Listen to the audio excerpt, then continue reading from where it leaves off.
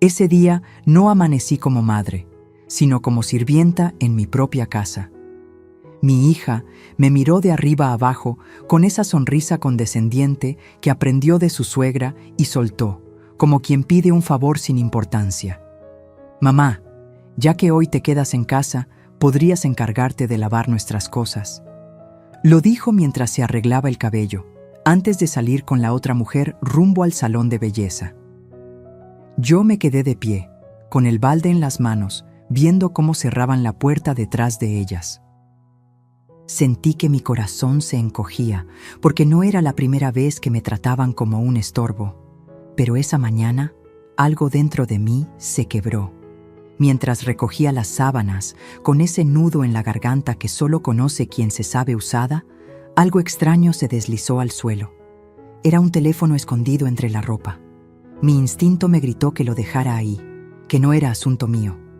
Pero la curiosidad fue más fuerte. Lo abrí.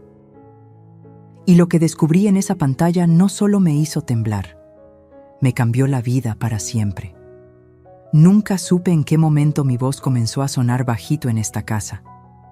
Tal vez fue el año en que me quedé viuda y me mudé con mi hija por unos meses mientras acomodaba mis papeles. O tal vez fue cuando llegó su suegra con sus perfumes caros y su mirada de catálogo y empezó a opinar sobre todo. Cómo debía doblar las toallas, dónde guardar mis tazas, qué decir y sobre todo, qué callar.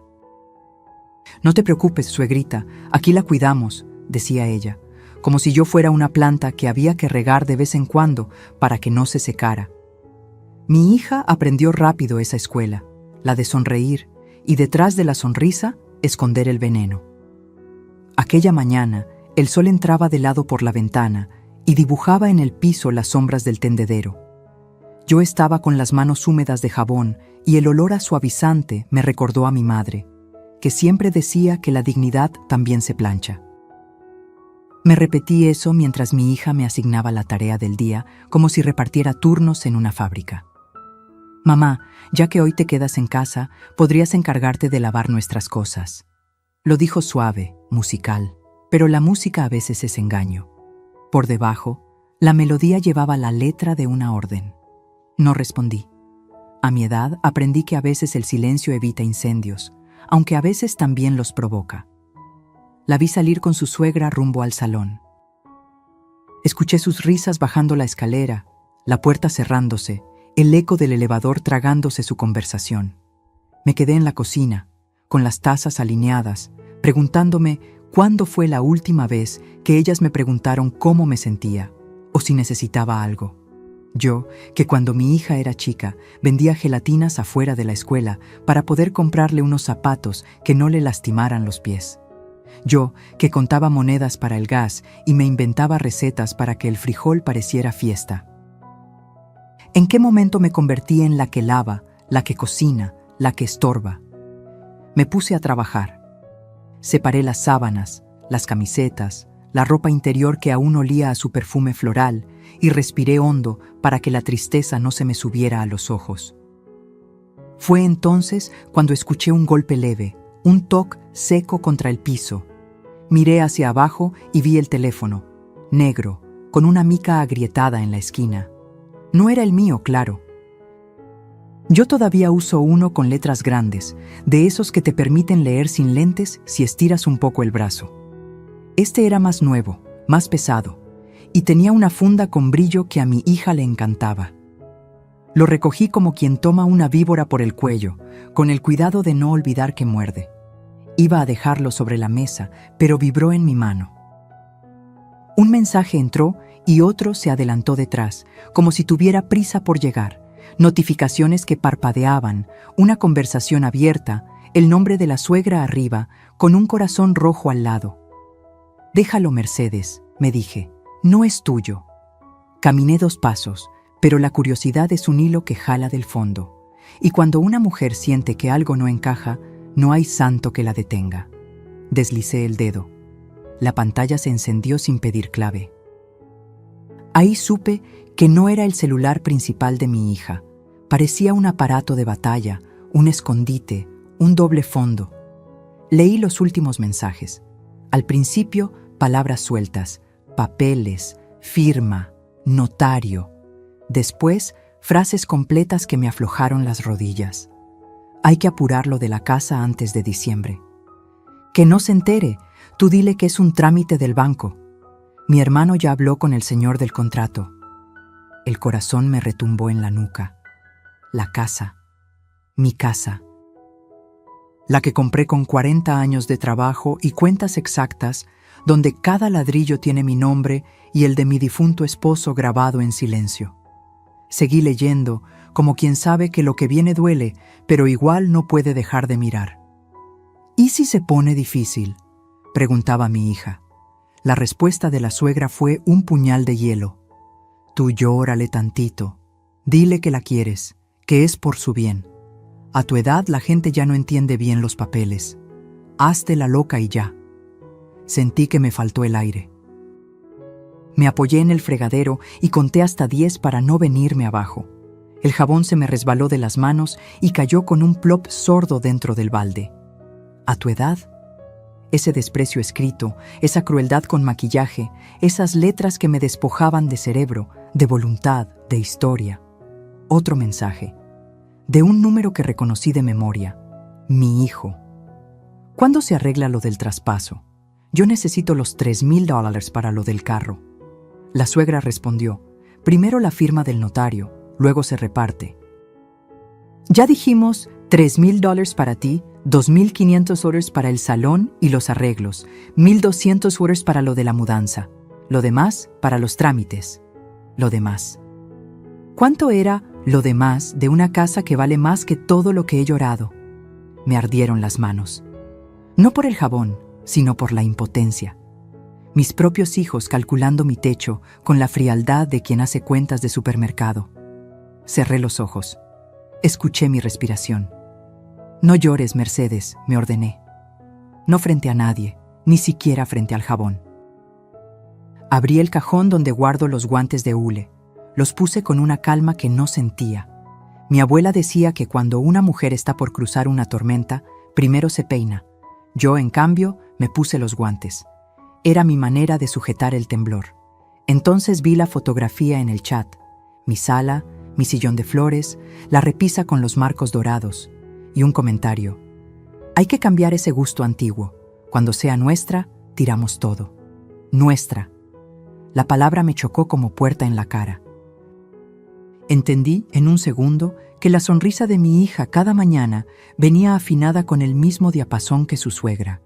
Un sonido dulce, una nota exacta para someter. La sonrisa que escondía un veneno. Dejé el teléfono boca abajo sobre la mesa. El silencio se volvió redondo, casi pesado. En ese vacío escuché mi propia voz, la de antes, la que no pedía permiso para existir. No voy a permitirlo, dije bajito. Y aunque todavía no sabía cómo ni con quién, supe que la mujer que entró a esta cocina como sirvienta no iba a salir igual. Alguien acababa de despertar en mí, alguien que no se deja torear con perfumes ni caritas, alguien que aprendió a sobrevivir contando monedas y ahora iba a contar otra cosa. Los días que faltaban para que la dignidad regresara a mi casa.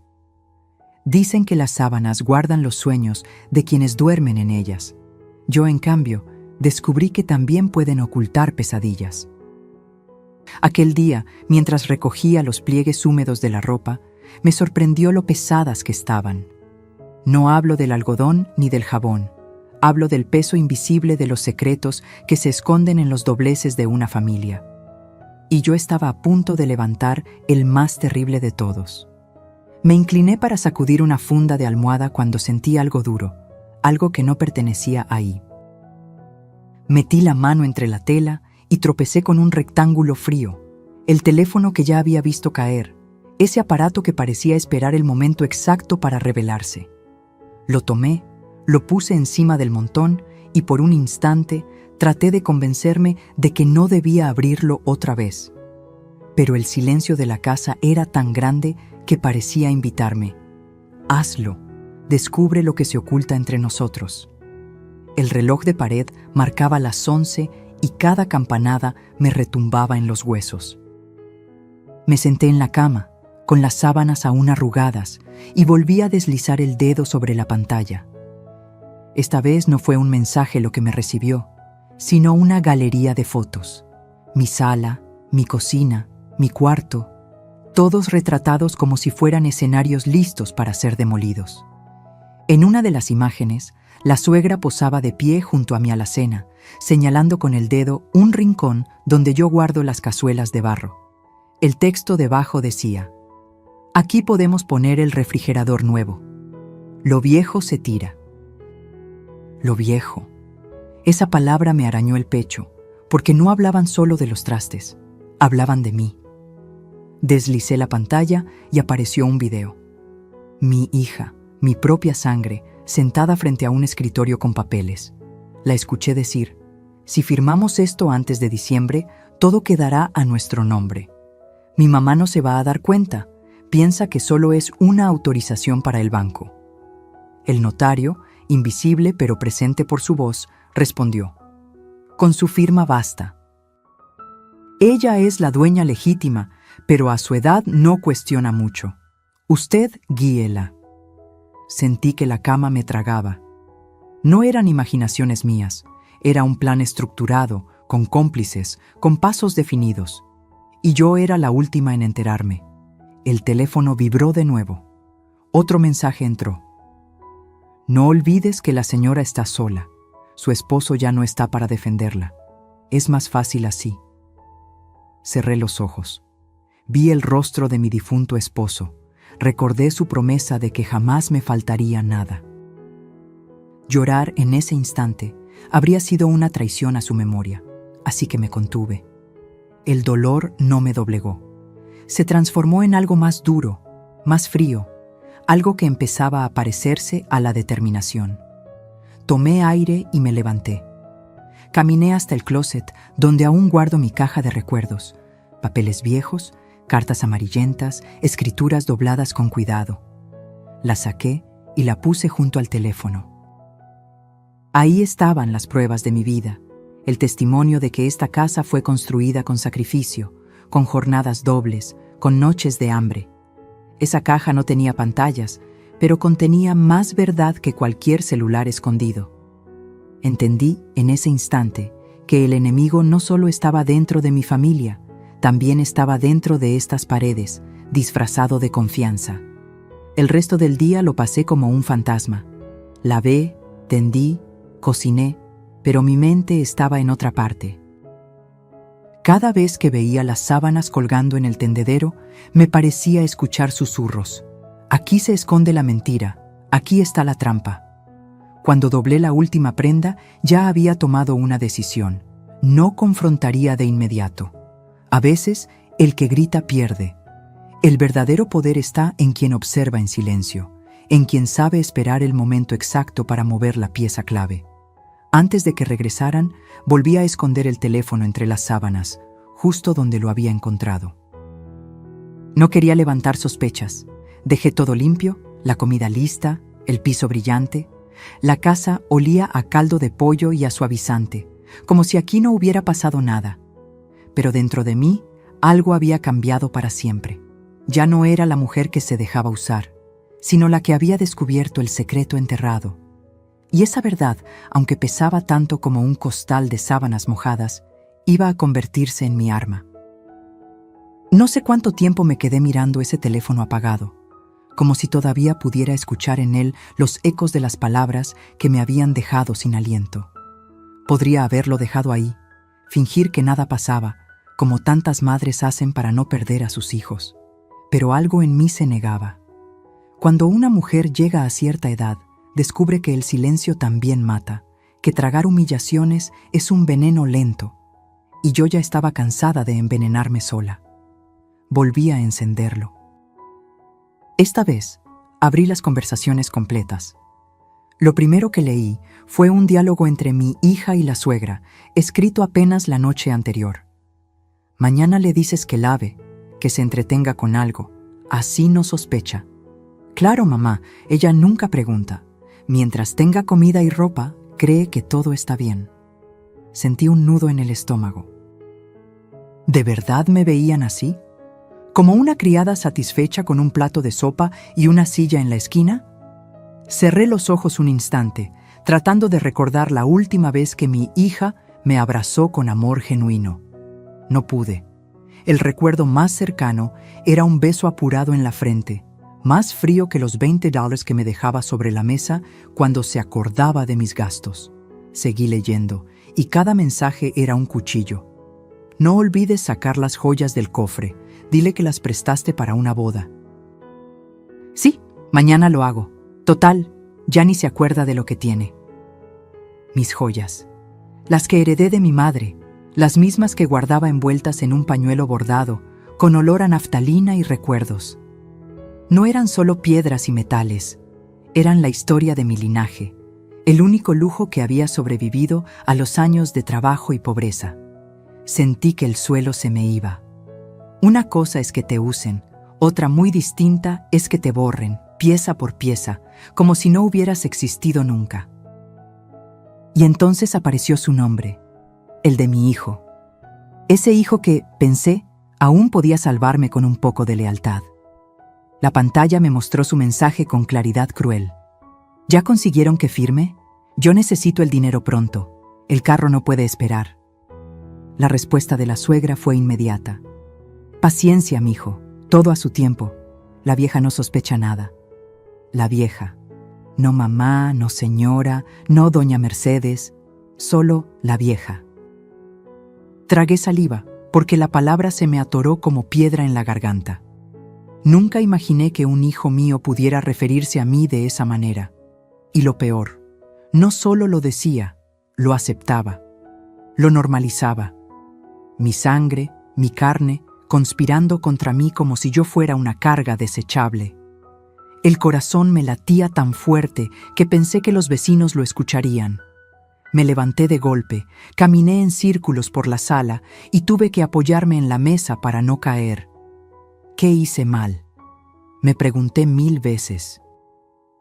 ¿En qué momento crié hijos capaces de vender a su madre por unos cuantos dólares?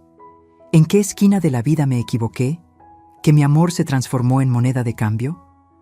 No encontré respuesta. Solo lágrimas que se negaban a salir, porque hasta mis ojos parecían cansados de llorar. Seguí leyendo. Había mensajes de burla, conversaciones donde mi hija escribía: «Hoy se le olvidó poner sal en la sopa, jajaja, ya ni coordina bien». Y la suegra respondía: «Peor para ella. Eso nos da más motivos para apurar la firma, así no se mete en nada». Sentí rabia, una rabia nueva, distinta a la que había sentido cuando me llamaron estorbo. Esto era peor, era la burla, la deshumanización. No solo planeaban quitarme lo mío, también me ridiculizaban, me reducían a un chiste en sus pantallas luminosas. Yo, que había trabajado limpiando casas ajenas para pagar sus estudios, convertida ahora en un meme privado de su crueldad. Me quedé quieta, con el celular en la mano, mientras el sol se ocultaba detrás de la ventana. La casa empezó a llenarse de sombras, como si también ella supiera que algo oscuro se había revelado. En ese silencio espeso, escuché mi propia voz en un susurro. Hasta aquí. No fue un grito, no fue un llanto. Fue una declaración. Algo dentro de mí había despertado, algo que no iba a permitir más abusos. Apagué el teléfono y lo guardé de nuevo donde lo había encontrado. Pero ya no era la misma. Las conversaciones habían destrozado mi corazón, sí, pero también habían encendido una chispa que pronto se convertiría en fuego. Porque una madre puede soportar muchas cosas, excepto descubrir, en letras claras y frías, que sus propios hijos se han convertido en verdugos. Dicen que las paredes escuchan, pero yo nunca imaginé que también podían volverse cómplices de mi dolor. Esa tarde, mientras recorría mi propia casa con el celular escondido en el bolsillo de mi delantal, tuve una sensación extraña, la de caminar por un lugar que ya no me pertenecía. Cada cuadro en la pared, cada maceta en la ventana, cada mueble que había elegido junto a mi esposo, parecía marcado con una etiqueta invisible que decía: próximamente en venta. Me detuve frente al aparador donde conservo la vajilla de porcelana que solo uso en Navidad. Pasé la mano por el vidrio y sentí el frío del abandono. Recordé cuando la compramos en pagos, hace más de 30 años, y cómo mi esposo me decía en broma: «Mercedes, con esta vajilla vamos a cenar como ricos». Nunca fuimos ricos, pero en esa mesa nunca faltó comida ni cariño. Ahora, en los mensajes de aquel teléfono, mi hija y su suegra ya habían decidido deshacerse de todo. La vajilla está vieja, mejor venderla en el mercado de antigüedades. Así lo escribieron, como si se tratara de un objeto cualquiera, sin historia, sin alma. Seguí caminando y cada rincón me hablaba. El sillón de flores donde vi a mis nietos dar sus primeros pasos. La repisa con los marcos dorados que guardan las fotos de bodas, bautizos y cumpleaños. Todo era parte de mi vida y al mismo tiempo parte de un inventario ajeno. Porque en las conversaciones que había leído ya no se hablaba de mi casa. Se hablaba de su casa, de lo que iban a modernizar, de lo que iban a tirar para que quedara bonita. Y yo, ¿dónde quedaba yo en esa remodelación de sus sueños? Subí las escaleras despacio, como si cargara una losa. En cada peldaño, un recuerdo. Las carreras de mis hijos cuando eran niños, los tropiezos, las risas. Ahora esas mismas escaleras eran escenario de un plan frío y calculado para arrancarme lo que más había cuidado. Llegué al cuarto principal y abrí el closet. Ahí estaba la caja de papeles, escrituras, recibos, comprobantes. Mis manos temblaban al tocarla.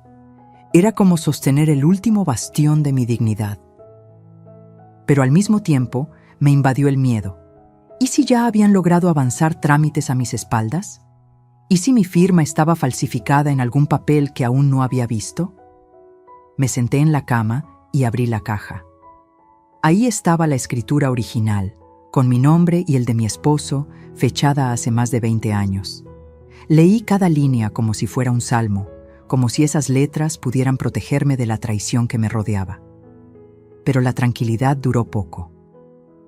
Porque en el celular, entre las capturas de pantalla, había un documento que decía claramente «Cesión de derechos de propiedad», y en el espacio de la firma, un garabato parecido al mío. Un trazo torcido, pero suficiente para engañar a cualquiera. Sentí un escalofrío. Ya no solo era un plan, era una acción en marcha. Me levanté de golpe y recorrí el cuarto como un animal enjaulado. ¿Cómo pudieron? Me repetía una y otra vez. ¿Cómo pudieron tomar mi firma, mi nombre, mi historia y usarlo en mi contra? Las lágrimas esta vez no se contuvieron. Lloré en silencio, abrazando la escritura original contra mi pecho, como quien abraza un hijo perdido. La casa olía a mi perfume de lavanda, a la madera vieja de los muebles, a los recuerdos que no caben en dólares ni en escrituras falsas. Pero al mismo tiempo olía a traición. Me miré en el espejo del armario. El reflejo me devolvió una mujer con los ojos hinchados, el cabello canoso desordenado y la respiración entrecortada. Por un momento me sentí derrotada, como si ya no tuviera fuerzas para pelear. Pero entonces recordé las palabras de mi madre. Una casa es más que paredes. Es el lugar donde decides si eres dueña de ti misma o esclava de los demás. Y esa frase encendió algo en mí. Sí, podían intentar robarme las paredes, los muebles, los papeles. Pero lo que no podían quitarme era la voluntad de luchar. Guardé la escritura en una bolsa de tela y la escondí en un sitio secreto que solo yo conocía. El teléfono volvió a su escondite entre las sábanas. Cuando terminé, me quedé de pie en medio de la habitación, respirando hondo. Afuera, los pájaros cantaban como si nada, pero yo ya no era la misma. Porque ese día, mientras caminaba por mi propia casa con el corazón roto, entendí que si no hacía algo pronto, terminaría siendo una invitada en el hogar que yo misma construí. Y con esa certeza amarga, supe que había llegado el momento de planear en silencio. Creí que ya lo había visto todo. Pensé que los mensajes crueles de mi hija y su suegra eran la estocada más profunda que una madre podía recibir. Pero esa tarde, cuando volví a encender el teléfono y seguí leyendo, descubrí algo que me partió en 1000 pedazos. Mi hijo también estaba metido en la traición. Al principio, pensé que eran mensajes sueltos, un malentendido. Quise convencerme de que él no sabía la magnitud de lo que estaban planeando, que tal vez solo estaba confundido, pero la realidad me cayó encima con la frialdad de un balde de agua helada. Vi su número una y otra vez, con palabras que no admitían duda. ¿Ya consiguieron que firme? Yo necesito esos $3,000 pronto. El carro no puede esperar. Y la respuesta de la suegra, implacable. Sí, mijo, tranquila, tu parte está segura. Apenas tengamos la firma, lo tuyo se liquida. Leí y releí esa conversación. El mijo de la suegra, no de mí. Ella, la otra, era quien lo llamaba con cariño, mientras a mí me convertían en la vieja que estorba. Sentí una punzada en el pecho que me obligó a sentarme, porque ahí estaba la prueba, escrita en letras negras sobre blanco brillante. Mi hijo no solo sabía, también estaba contando los dólares que saldrían de la venta de mi propia casa. Me quedé mirando la pantalla hasta que las lágrimas nublaron mis ojos. Recordé cuando él era pequeño y se enfermaba de gripa. Yo corría por las noches, aunque trabajara 2 turnos, para traerle jarabes y cobijarlo con el único suéter grueso que teníamos. Recordé cómo se colgaba de mi falda cuando tenía miedo y me decía: «Mamá, contigo nada malo me pasa». Y ahora, ese mismo niño, convertido en hombre, me vendía al mejor postor. Por $3,000, ni más ni menos. Mi amor reducido a una cifra que cabía en una pantalla. El dolor se mezcló con la rabia. Me levanté y caminé por la sala, apretando los puños. ¿De qué sirvieron las madrugadas sin dormir? Los sacrificios, los zapatos gastados, los cumpleaños sin pastel porque el dinero no alcanzaba. Todo lo había hecho para que ellos tuvieran un futuro mejor. Y ahora ese futuro lo construían a costa de destruirme a mí. El teléfono vibró otra vez. Un nuevo mensaje, esta vez de mi hija. No olviden que tenemos que hacer esto rápido. Mamá se deprime fácil y si sospecha, puede arruinar todo. Y la respuesta de mi hijo fue el clavo en mi ataúd. Que firme ya. Ella siempre hace caso. Está acostumbrada a obedecer. Obedecer. Esa palabra me ardió como fuego en la piel. ¿Así me veían? ¿Como una mujer sin voz, un robot de cocina que acata órdenes sin rechistar? Sentí que me faltaba el aire. Caminé hasta la ventana y miré la calle. Los vecinos pasaban como si nada. Los niños jugaban con sus bicicletas. El panadero anunciaba su mercancía. Y yo, tras esos vidrios, estaba viviendo un derrumbe que nadie podía imaginar. Me derrumbé en la silla del comedor. No lloré, no grité.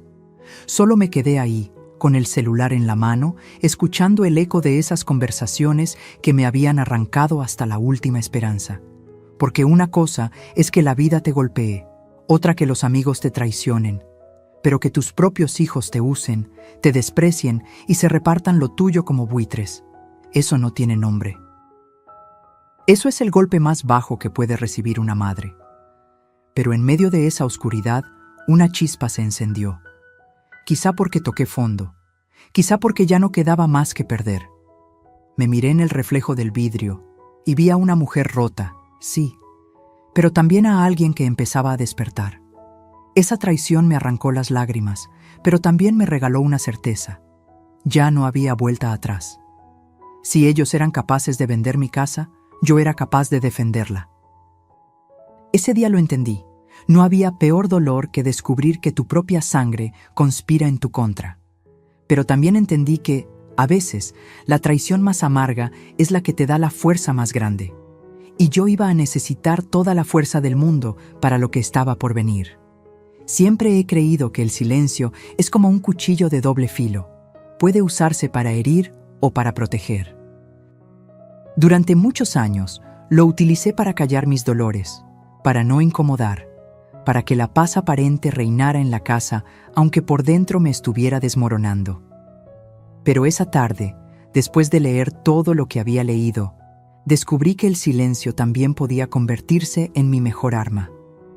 Me vi en el espejo del pasillo, los ojos hinchados, las manos temblorosas. Una parte de mí quería correr a enfrentar a mi hija, gritarle que la había descubierto, ponerla contra la pared y pedirle explicaciones. Pero otra voz, más fría, más firme, me dijo: si lo haces ahora, pierdes. Ellos tienen ventaja, ellos creen que controlan el juego. Tú guarda silencio y observa. Me quedé quieta un largo rato, escuchando solo el tic-tac del reloj. Cada segundo que pasaba se me clavaba como aguja en la piel. Pero aprendí a respirar hondo. Cerré los ojos y recordé cuando era niña y mi padre me enseñaba a jugar ajedrez. Él siempre decía: el que se desespera, pierde. La reina parece frágil, pero es la pieza más poderosa si sabe esperar. Yo, que tantas veces me había sentido peón en esta vida, de pronto entendí que había llegado el momento de ser reina en mi propio tablero. Esa noche, cuando regresaron del salón de belleza con las uñas pintadas y la sonrisa intacta, yo ya había decidido que no iba a dar señales de nada. Preparé la cena como siempre, puse los platos en la mesa, escuché sus conversaciones superficiales sobre peinados y perfumes y asentí con la cabeza como si todo estuviera bien. Por dentro, cada palabra me dolía como piedra en el estómago, pero mantuve el gesto sereno. Ellas no podían saber que yo ya lo sabía todo. Mientras servía el arroz, escuché a la suegra decir: Mercedes, usted se ve cansada, debería descansar más. Lo dijo con ese tono dulce y venenoso que usa quien quiere parecer amable. Yo sonreí levemente y respondí: sí, quizá tenga razón. Uno a veces se cansa de tanto. Y dejé la frase flotando en el aire. Nadie imaginó que en mi mente ya se estaba gestando un plan. Esa madrugada, cuando todos dormían, me levanté en silencio. Encendí una lámpara pequeña y saqué mi libreta de notas. Empecé a escribir todo lo que había visto en el celular: nombres, fechas, mensajes, cifras. Cada palabra era una bala que algún día iba a disparar. Mis manos temblaban, pero mi corazón estaba firme. Por primera vez en mucho tiempo no me sentía débil, sino alerta. Era como si los años se hubieran borrado y volviera a tener la fuerza de aquella mujer joven que luchaba con uñas y dientes para criar a sus hijos. También saqué mi caja de documentos. Revisé la escritura, los recibos de predial, los pagos de agua y luz. Todo estaba en orden. Esa era mi munición, mi escudo. Si ellos querían pelear en los tribunales, yo iba a demostrar que esta casa era mía, legal y legítimamente. Guardé todo de nuevo con cuidado, como quien acomoda armas antes de la batalla. A la mañana siguiente, actué con normalidad. Hice café, barrí el patio, saludé a los vecinos como siempre. Nadie sospechó nada. Pero dentro de mí ya no había miedo. Había estrategia. Sabía que debía aguardar, reunir pruebas, buscar aliados, moverme con cautela. Porque la peor guerra no es la que se libra a gritos, sino la que se gana en silencio. Ese día aprendí a observar con otros ojos. Escuché cada palabra de mi hija, cada comentario de la suegra, como quien escucha piezas de un rompecabezas. Y mientras ellas creían que yo seguía siendo la mujer dócil y obediente de siempre, yo estaba tejiendo mi venganza con hilos invisibles. El silencio, ese que antes me había hecho sentir pequeña, ahora era mi mejor refugio. Y yo estaba dispuesta a guardarlo hasta el día exacto en que, con una sola palabra, pudiera derrumbar todo su castillo de mentiras. Dicen que cuando uno guarda silencio, aprende a escuchar lo que antes parecía ruido. Yo lo confirmé esos días. Mientras fingía normalidad dentro de la casa, afuera empecé a notar señales que hasta entonces me habían pasado desapercibidas. Porque las paredes pueden callar, pero los vecinos, ellos siempre escuchan. Una mañana, mientras barría la banqueta con la escoba de palma, se acercó doña Cata, la vecina de toda la vida. Esa mujer de ojos vivaces, que nunca se pierde detalle, se detuvo frente a mí y dijo en voz baja: «Mercedes, ¿usted está bien? Últimamente he visto entrar a gente rara a su casa. Traen portafolios y papeles. Yo pensé que eran del banco, pero me dio mala espina». Sentí un escalofrío. Así que no eran imaginaciones mías. De verdad había movimientos extraños. Le respondí con una sonrisa apagada: «Estoy bien, doña Cata. Ya sabe, cosas de familia». Ella me miró como quien sabe que no le dices toda la verdad, pero no insistió. Solo me puso la mano en el hombro y agregó: «Nomás no se deje, comadre. A su edad, una merece descanso, no problemas». Sus palabras me acompañaron todo el día, y mientras cocinaba, comprendí que quizá no estaba tan sola como pensaba. A veces, los aliados llegan de donde menos lo esperas. Días después, otro aliado inesperado apareció. Don Ezequiel, el amigo de mi difunto esposo. Siempre ha sido reservado, un hombre de bigote grueso y sombrero de fieltro que suele pasar a saludar en las tardes. Esa vez, sin embargo, vino con el ceño fruncido. «Doña Mercedes, disculpe que me meta, pero hace poco me encontré con su hija y la señora... la suegra. Estaban preguntando por un notario que yo conozco». Me pareció raro, porque hablaban de escrituras. «¿Acaso piensa vender la casa?». El corazón me dio un vuelco. Tragué saliva antes de responder.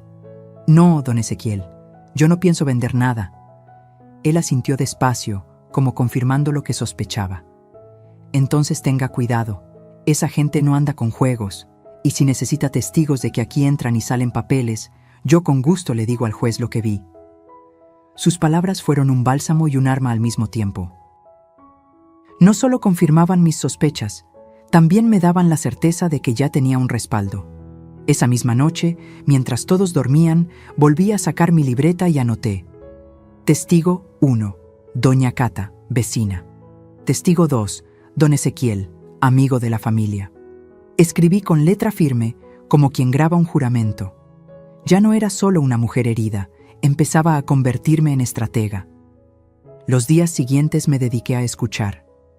Cada conversación de la suegra, cada llamada a escondidas de mi hija. Descubrí que planeaban reunirse con un supuesto comprador para mostrarle la casa. Hasta fijaron un precio: $85,000. Mi casa, reducida a una cifra fría, repartida en pláticas como si fuera mercancía. Y lo peor, ni siquiera era un precio justo, la iban a rematar por su codicia. Esa información me heló la sangre, pero también me dio fuerzas, porque entendí que el tiempo jugaba en mi contra. Si no actuaba pronto, perdería no solo las paredes, sino mi historia entera. Sin embargo, decidí no precipitarme. Seguí sonriendo por fuera, cocinando caldo y planchando camisas, mientras por dentro tejía mi red de aliados y pruebas. Una tarde, mientras tendía la ropa, escuché a la suegra hablar por teléfono en el patio. No se dio cuenta de que yo estaba cerca. Dijo con claridad: «Ya casi está todo. La señora ni cuenta se da. Pronto tendremos la firma y la sacamos de la casa sin que pueda alegar nada». No sé cómo logré mantenerme erguida. Seguí colgando ropa como si nada, pero por dentro sentí que esa frase era la confirmación que necesitaba. Ellos estaban seguros de que yo era débil, de que mi silencio era ignorancia, pero no sabían que ese silencio era mi estrategia y que ya tenía ojos y oídos que me ayudaban. Cuando cayó la noche, miré al cielo desde el patio. Las estrellas brillaban indiferentes, como siempre, pero yo ya no era la misma. Ahora tenía la certeza de que no estaba sola. Las paredes, los vecinos, los amigos viejos, todos estaban de mi lado. Y con cada día que pasaba, mi plan tomaba más fuerza, porque a veces los aliados más poderosos no son los que tienen dinero o influencia, sino los que, en silencio, ven la verdad y están dispuestos a decirla cuando llegue el momento justo. Nunca olvidaré ese domingo. El olor a guiso llenaba la casa, El reloj marcaba casi la hora de la comida y yo había puesto todo mi empeño en preparar la mesa. Hice caldo de pollo, arroz rojo y un pastel de chocolate para los nietos. Me esmeré como siempre, porque aunque el corazón estuviera hecho trizas, mi instinto de madre y abuela seguía intacto. Puse los platos, los cubiertos, acomodé las servilletas dobladas en triángulo, como me enseñó mi madre. Cuando todo estuvo listo, llamé a la familia. «Vengan a la mesa, ya está la comida». Lo dije con alegría forzada, esperando al menos una sonrisa, un gesto de gratitud. Pero lo que recibí fue el golpe más humillante.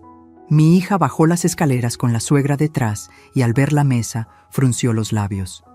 «¿Otra vez sopa, mamá? Ya le dijimos que a los niños no les gusta». La suegra se sentó en la cabecera y agregó con su tono venenoso disfrazado de amabilidad: «Ay, Mercedes, usted debería descansar. Mejor deje que alguien más cocine. Usted ya hizo bastante en la vida. Ahora su lugar está en la cocina.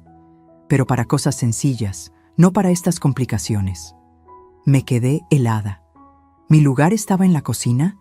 Como si fuera un mueble, como si no tuviera derecho a sentarme con ellos. Intenté responder con calma.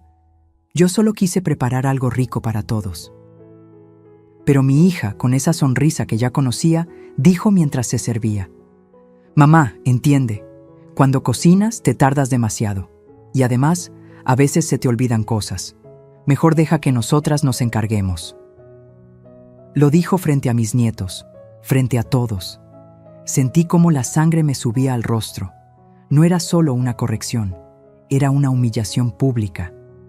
Los niños me miraron con esa mezcla de inocencia y confusión que tienen los pequeños cuando no entienden por qué los adultos son crueles.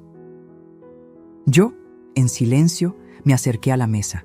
Busqué sentarme en una de las sillas, pero la suegra, sin mirarme, colocó su bolso sobre el asiento vacío. «Ay, perdón, aquí puse mis cosas. Mejor siéntese en la cocina, Mercedes. Así está más cómoda». Ese fue el momento en que sentí que mi dignidad se derrumbaba. No lloré, no grité. Solo caminé hacia la cocina, me senté en una silla de madera junto al fogón y escuché las risas y las conversaciones desde lejos. Mi sopa, mi arroz, mi pastel, todo en su mesa, mientras yo quedaba apartada como una extraña en mi propio hogar. Cada palabra que llegaba hasta la cocina era una espina. La casa necesita cambios. Este comedor está muy pasado de moda. Cuando ya sea nuestra, la vamos a remodelar toda. La frase final me atravesó el alma. ¿Cuando ya sea nuestra? Ahí, con las manos apretadas sobre las rodillas y los ojos fijos en la estufa apagada, entendí que esa era la gota que rebalsaba el vaso. Ya no podía seguir soportando. Ya no podía seguir siendo invisible. Porque una cosa es callar por amor y otra muy distinta es permitir que te arranquen la dignidad frente a los tuyos. Cuando terminaron de comer, me acerqué a la mesa. Con voz tranquila, recogí los platos y dije: «Espero que les haya gustado». Nadie respondió, ni un gracias, solo risas, solo planes sobre cómo cambiar la sala, cómo vender lo viejo. Esa noche, en mi cuarto, me miré al espejo y juré que nunca más volvería a permitir una humillación así. No era una anciana inútil, era una mujer que había levantado esa casa ladrillo por ladrillo. Y si ellos pensaban que podían borrarme con un papel falso y una sonrisa fingida, estaban muy equivocados. Esa humillación, esa exclusión brutal en mi propia mesa, fue el último empujón que necesitaba. Porque a veces, para que una mujer despierte, no basta con la traición escondida, hace falta que la empujen al vacío. Y yo ya había caído. Ahora solo me quedaba levantarme. Esa noche no dormí. Me acosté en la cama, con los ojos abiertos, mirando el techo como si en las grietas pudiera leer el futuro. Cada palabra de humillación, cada burla en los mensajes, cada gesto de desprecio, me retumbaba en la cabeza como campanas rotas. Pero lo que más me dolía no era la crueldad de mi hija ni la codicia de la suegra, era la traición de mi propio hijo. Esa herida no sanaría jamás. Sin embargo, Mientras la oscuridad me envolvía, sentí algo nuevo. Calma. Una calma rara, fría, como la que llega antes de una tormenta. Ya no tenía miedo. Ya no lloraba. Había entendido que no podía seguir esperando milagros. La justicia no llegaría sola. Tenía que construirla con mis propias manos. Al amanecer, me levanté despacio, como quien lleva siglos planeando ese instante. Guardé la escritura original en una bolsa de tela, junto con todos los recibos, facturas y pruebas de pago. Revisé cada papel con el cuidado de una cirujana, porque sabía que esa sería mi armadura. Después, saqué la libreta donde había anotado todo lo descubierto: mensajes, nombres, montos. Aquella libreta era mi daga escondida. El siguiente paso fue más doloroso. Entré a mi cuarto y observé los retratos familiares. La boda, los cumpleaños, las primeras comuniones. Los bajé uno por uno. No podía permitir que los compradores o mis propios hijos se burlaran también de esas memorias. Guardé las fotos en una caja y la escondí en un rincón donde nadie pensaría buscar. No lloré. Ya no me quedaban lágrimas, solo determinación. Luego me puse a preparar la casa, pero no para ellos. Cociné un poco de frijoles, limpié la mesa, dejé la cocina impecable. Quería que todo pareciera normal, porque el teatro debía continuar hasta el último acto. Cuando salí al patio, vi a los pájaros revoloteando sobre el árbol de bugambilia. Respiré hondo y pensé, es hoy. Tomé una hoja blanca y un marcador grueso. Con mano firme escribí, las cuentas se cierran, y mi paciencia también. Pegarlas en la puerta principal fue como firmar mi renuncia a la obediencia, a la sumisión, al silencio. Era mi grito escrito, mi advertencia final. Antes de salir, me aseguré de cerrar con llave todas las habitaciones importantes. Guardé los documentos en mi bolso, me puse un rebozo oscuro y caminé hasta la calle sin voltear atrás.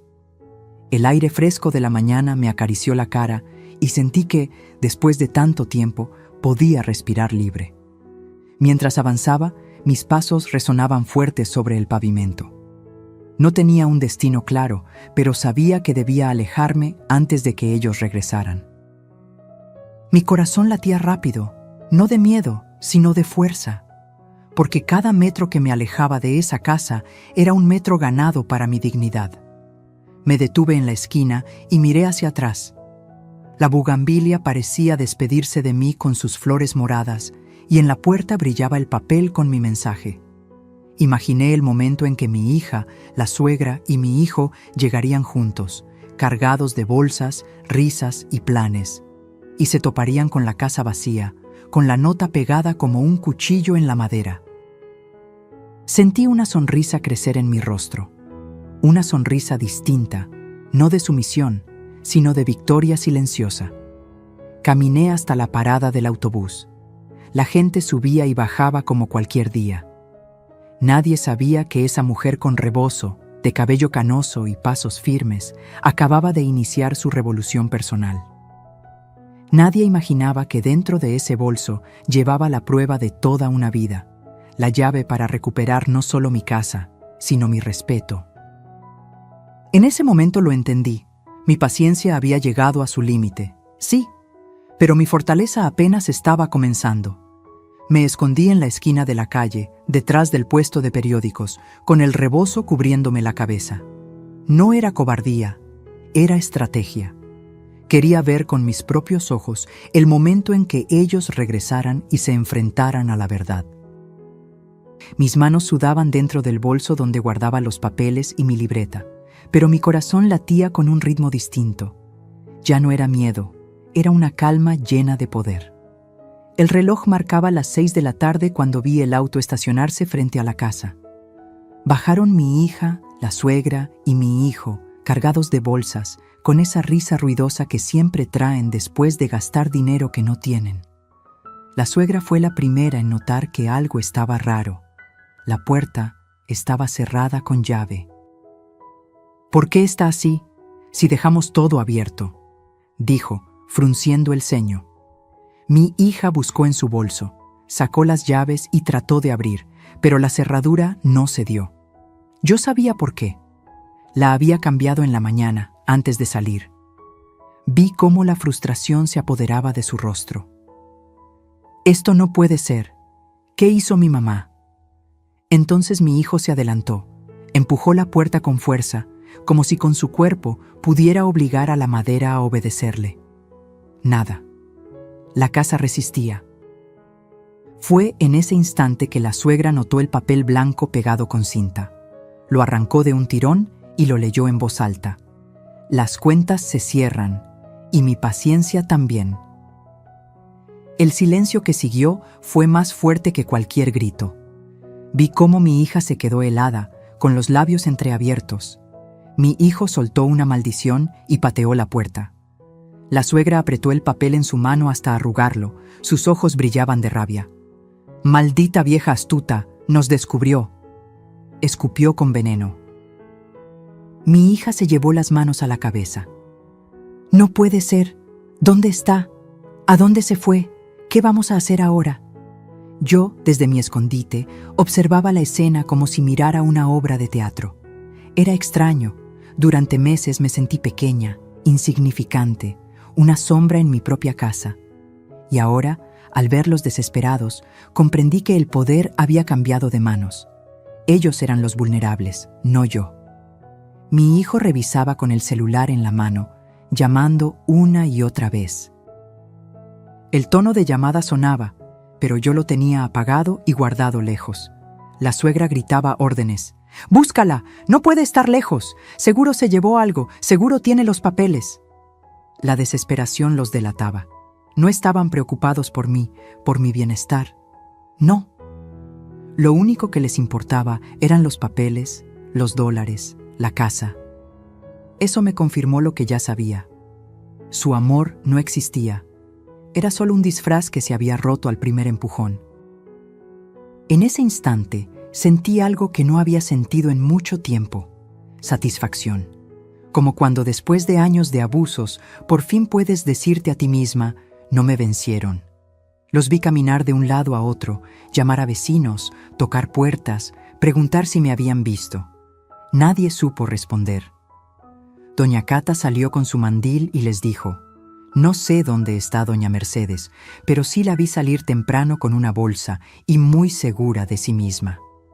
Su voz tenía un matiz de complicidad. Yo, desde lejos, agradecí en silencio.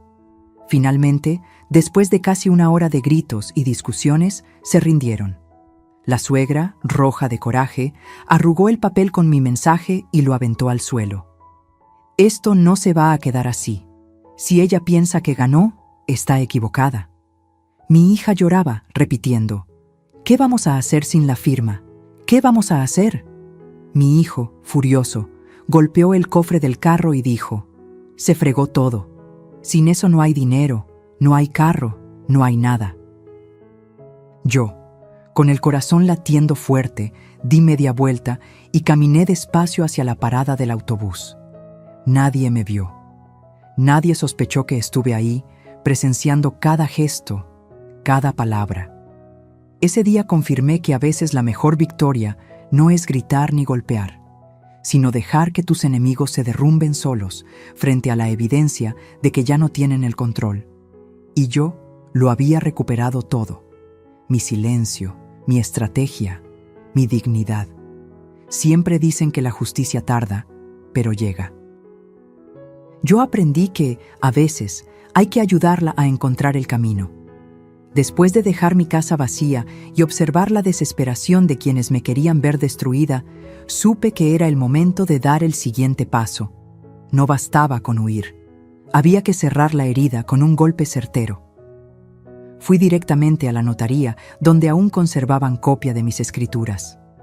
El notario, un hombre serio de cabello plateado, me reconoció de inmediato. «Doña Mercedes, qué sorpresa». «¿A qué debo su visita?». Saqué la bolsa con mis documentos y los coloqué sobre su escritorio. «Vengo a proteger lo que es mío. He descubierto que alguien está intentando falsificar mi firma y apropiarse de mi casa». El hombre arqueó las cejas, sorprendido. Revisó mis papeles uno por uno. Después sacó una carpeta y me mostró un documento reciente. Ahí estaba, un supuesto traspaso de derechos, con una firma que pretendía ser la mía. Esto lo trajeron hace poco, doña Mercedes. Pero se veía extraño. Nunca lo registramos como válido porque no cumplía con los requisitos completos. Yo sospechaba algo raro. Sentí un alivio recorrerme el cuerpo. La falsificación existía, pero aún no habían consumado el robo. Tenía tiempo y, sobre todo, tenía pruebas. Necesito que me ayude, licenciado. No solo quiero que esto quede claro, quiero que quede registrado que esta casa es intocable, que nadie puede mover un ladrillo sin mi consentimiento. Él asintió y comenzó a redactar un acta. Me explicó cada punto, que la escritura estaba a mi nombre, que ninguna cesión era válida sin mi autorización personal y que, además, podíamos levantar una denuncia por intento de fraude. Escucharlo fue como beber agua fresca después de caminar por el desierto. Al salir de la notaría, con los documentos sellados y firmados en mi bolso, sentí que mis pasos eran más firmes. Esa hoja de papel con tinta azul no era solo un trámite, era mi escudo, mi grito escrito con legalidad. Era la prueba de que mi vida entera no podía borrarse con una mentira. Los días siguientes fueron un torbellino. Recibí llamadas de mi hija, de mi hijo, incluso de la suegra. No contesté ninguna. Sabía que su desesperación crecía. Finalmente, se presentaron en la notaría, exigiendo que se reconociera su traspaso. El notario, con toda la calma del mundo, les mostró el acta que había firmado conmigo. Me contaron después que la rabia de la suegra fue tal que salió gritando del lugar como fiera herida. Yo no estuve ahí para presenciarlo. No quería perder un segundo más en sus caras. Preferí esperar el informe oficial en casa de una amiga, donde me refugié esos días. Cuando por fin tuve la copia en mis manos, confirmé que ya no podían tocar nada. La casa estaba protegida, blindada contra cualquier intento. Pero no me detuve ahí. Con ayuda de un abogado recomendado por don Ezequiel, presenté una denuncia formal por intento de fraude. Adjunté capturas de pantalla de los mensajes que había leído en el celular, la libreta con mis anotaciones y el documento falso con la firma torcida. El abogado sonrió al ver la carpeta. Tiene todo, doña Mercedes. No solo vamos a defender su propiedad, también vamos a demostrar que la quisieron engañar. Esa noche dormí tranquila por primera vez en meses. No porque el peligro hubiera desaparecido del todo, sino porque ahora yo llevaba las riendas. Ellos pensaban que mi silencio era debilidad, pero nunca imaginaron que lo estaba usando para reunir pruebas y esperar el golpe exacto. Los días pasaron y la tensión creció. Mis hijos y la suegra empezaron a recibir citaciones. Yo, desde mi refugio, escuchaba cómo corrían de un lado a otro, tratando de justificar lo injustificable. Los mismos que me llamaban vieja inútil ahora temblaban frente a la ley. Cuando finalmente volví a mi casa, entré con la frente en alto. La bugambilia del patio seguía florecida, como si nada hubiera pasado. Coloqué la escritura en su lugar y me senté en la sala. Miré a mi alrededor y sentí una paz que hacía mucho no conocía. Esa casa, mi casa, seguía siendo mía. Y lo mejor, ellos lo sabían. Porque la justicia no siempre llega con sirenas ni con jueces de toga. A veces llega con un sello azul, con un acta firmada, con la certeza de que, aunque intenten borrarte, siempre tendrás la última palabra. Me siento en esta sala, con la luz del atardecer entrando por las cortinas, y pienso en todo lo que pasó. Miro las paredes, los muebles, las fotos que volví a colocar en su sitio. Todo parece igual, pero nada lo es. Yo tampoco soy la misma. Antes era una mujer que callaba, que obedecía, que se conformaba con una sonrisa falsa y una palabra de desprecio. Hoy, en cambio, sé que mi silencio ya no será sumisión, sino elección. Mis hijos no me visitan. La suegra tampoco se ha atrevido a pisar esta casa desde el día en que recibieron la citación del juez. A veces escucho rumores de que andan enredados con abogados, tratando de limpiar su nombre. Yo no guardo rencor, pero tampoco olvido. Porque el olvido es un lujo que no puedo darme. Si olvido, corro el riesgo de volver a caer en las mismas trampas. Hubo noches en que lloré, preguntándome en qué momento mis propios hijos se convirtieron en verdugos. ¿Fue mi exceso de amor lo que los malacostumbró? ¿Fue mi silencio lo que los hizo creer que podían pisotearme? Nunca tendré esas respuestas. Lo único cierto es que el veneno que corría por sus venas no nació de mí, sino de sus propias decisiones. Y yo, por primera vez, entendí que no todo lo que viene de la sangre merece ser llamado familia. Hoy, cuando me encuentro con doña Cata en la banqueta, me sonríe y me dice: «Comadre, qué bueno verla tranquila. Usted se ve más fuerte que nunca». Y yo le respondo con una frase que ahora repito como mantra: «No hay fuerza más grande que la de una madre cuando deja de callar». Aprendí que la dignidad no se negocia, que ninguna casa, ningún dólar, ninguna herencia vale más que la paz interior de saber que uno se defendió a tiempo. Si yo hubiera seguido callando, hoy sería una extraña expulsada de su propio hogar. Pero tuve el valor de poner un límite, aunque doliera, aunque significara perder la ilusión de tener a mis hijos cerca. A veces pienso en ellos. Me duele saber que eligieron la codicia sobre el amor, que vendieron su lealtad por $3,000 y un carro viejo. Me duele, sí, pero también me libera, porque entendí que yo ya no puedo cargar con las decisiones ajenas. Cada quien escribe su historia, y la mía ya no la escribirán con mentiras ni con firmas falsificadas. Me gusta sentarme en el patio, bajo la bugambilia, con un café caliente entre las manos. Ahí reflexiono sobre lo que pasó y sobre la vida misma. Entendí que la justicia no siempre llega con castigos espectaculares. A veces, la verdadera justicia es ver cómo quienes te traicionaron se quedan con las manos vacías, con la vergüenza tatuada en el rostro. Yo no necesité gritar ni vengarme con violencia, solo necesité paciencia, pruebas y la firmeza de no rendirme. Quiero dejar algo claro por si alguien escucha esta historia. La sangre no siempre garantiza amor. Lo que realmente construye una familia son los actos, los cuidados, el respeto mutuo. Una madre puede dar todo, pero cuando descubre que ese todo la está matando en vida, tiene el derecho y la obligación consigo misma de decir basta. Mis hijos aprenderán su lección, tarde o temprano. Tal vez con la ley encima, tal vez con el peso de su propia conciencia. Porque la vida siempre cobra, y no hay deuda más cara que la traición a una madre. Yo no necesito castigarlos. El castigo ya lo llevan dentro. Saben que me perdieron, que su codicia les arrebató lo más valioso que tenían. Yo, en cambio, gané algo que no tiene precio. Recuperé mi voz, y mientras me quede un aliento de vida, esa voz no volverá a callar. Porque una madre que se levanta después de ser traicionada ya no es una víctima, es una guerrera. Y yo, Mercedes, a mis más de 60 años, finalmente aprendí a hacerlo.